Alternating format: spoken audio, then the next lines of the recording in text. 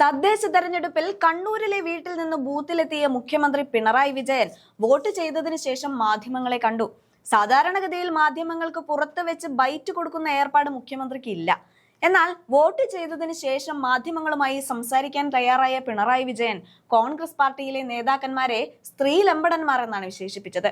കേരളത്തിലെ പാർട്ടിയിൽ സ്ത്രീ ലംബടന്മാർ ഏറെയുണ്ടെന്നും യുവതി പരാതി നൽകാൻ മടിച്ചതിന് പിന്നിൽ ആക്രമണം ഭയന്നിട്ടാണെന്നും പിണറായി വിജയൻ പറഞ്ഞു. എം മുകേഷ് അടക്കമുള്ള പെണ്ണുപിടിയന്മാരുള്ള പാർട്ടിയുടെ നേതാവാണ് പിണറായി വിജയൻ എന്ന് നമുക്കറിയാം. എന്നിട്ട് കോൺഗ്രസ് പാർട്ടിയിലെ സ്ത്രീ ലംബടന്മാർ എന്ന് വിശേഷിപ്പിച്ച മുഖ്യമന്ത്രിയുടെ തൊലിക്കെട്ടി സമ്മതിച്ചേ മതിയാകൂ. ചോദിച്ചുകൊണ്ട് പറയാതിരിക്കാനും പറ്റുന്നില്ല. ഈ പറയുന്ന സ്ത്രീ ലംബടന്മാർ എന്താണ് കാട്ടിക്കൂട്ടുന്നത്?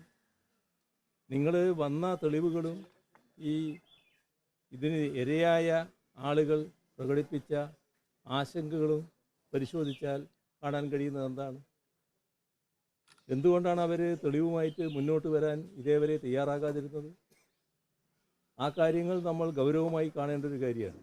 അതേസമയം കോൺഗ്രസിനെ സ്ത്രീ ലംബടന്മാർ എന്ന് വിശേഷിപ്പിച്ച മുഖ്യമന്ത്രിക്ക് മറുപടിയുമായി രമേശ് ചെന്നിത്തല രംഗത്ത് വന്നു.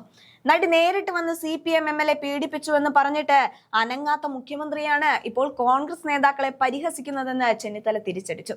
ഇതേ നേതാവിനെതിരെ കേസ് നടക്കുമ്പോൾ പാർലമെന്റിലേക്ക് മത്സരിക്കാൻ ടിക്കറ്റ് നൽകിയ ആളാണ് കോൺഗ്രസിനെ പരിഹസിക്കുന്നതെന്നും ചെന്നിത്തല പറഞ്ഞു. കോൺഗ്രസ് മാതൃകാപരമായി ശിക്ഷാ നടപടി സ്വീകരിച്ചു.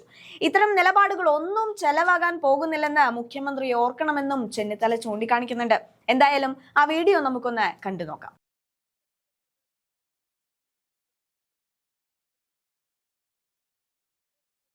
ശ്രീപീഡനത്തിന് ഹൈക്കോടതിയിൽ പോയി സ്റ്റേ വാങ്ങിച്ചിരിക്കുന്ന ആളിനെ കൂടെ നിർത്തിക്കൊണ്ടാണ് ഈ വർത്താനം പറഞ്ഞത്. രണ്ട് മുൻ ദേവസ്വം ബോർഡ് പ്രസിഡന്റുമാർ സ്വർണ്ണക്കൊള്ള അടിച്ചു മാറ്റിയെന്ന് സ്വർണ്ണം അടിച്ചു മാറ്റി ജയിലിൽ കിടക്കുക. അവരെ വെച്ചോണ്ടാണ് ഞങ്ങളൊരു സാരോപദേശം മുഖ്യമന്ത്രി നടത്തുന്നത്. അത് വേണ്ട. അതോ കേരളത്തിലെ ജനങ്ങൾക്കറിയാം മുഖ്യമന്ത്രി എവിടെ നിൽക്കുന്നു, പാർട്ടി CPM എവിടെ നിൽക്കുന്നു എന്നുള്ള കാര്യമൊക്കെ ജനങ്ങൾക്കറിയാം. അല്ല, SITയുടെ ഇന്നലെ SITയുടെ ആളുകൾ വിളിച്ച് പറഞ്ഞു ഇന്നലെ അവർക്ക് എന്തോ ബുദ്ധിമുട്ടുണ്ട്, വേറൊരു സമയം ഉണ്ടാകുമെന്ന് പറഞ്ഞാൽ ഞാൻ സമ്മതിച്ചു. എന്നാലും എനിക്ക് തോന്നുന്നില്ല ചിലപ്പോൾ ആർക്കും വല്ല അസൗകര്യം ഉണ്ടാവും. അവരെൻ്റെ സമയം തരുമ്പോൾ ഞാൻ അവരുടെ മൊഴി കൊടുക്കും. ഇല്ല, ഞാൻ ജനങ്ങളോട് പറയും.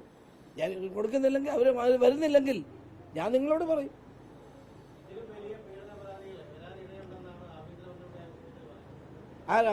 സ്വന്തം പാർട്ടിക്കാരെ പറ്റിയാണോ? സ്വന്തം CPMലെ പാർട്ടിക്കാരെ പറ്റിയുള്ള പരാതികൾ വരുമെന്നാണോ അദ്ദേഹം പറയുന്നത്? പീഡന പരാതികൾ, എത്രയോ പീഡന പരാതികൾ വന്നിട്ട് ഒതുക്കി തീർത്തിയ ആളാണ് ഇന്നത്തെ മുഖ്യമന്ത്രി.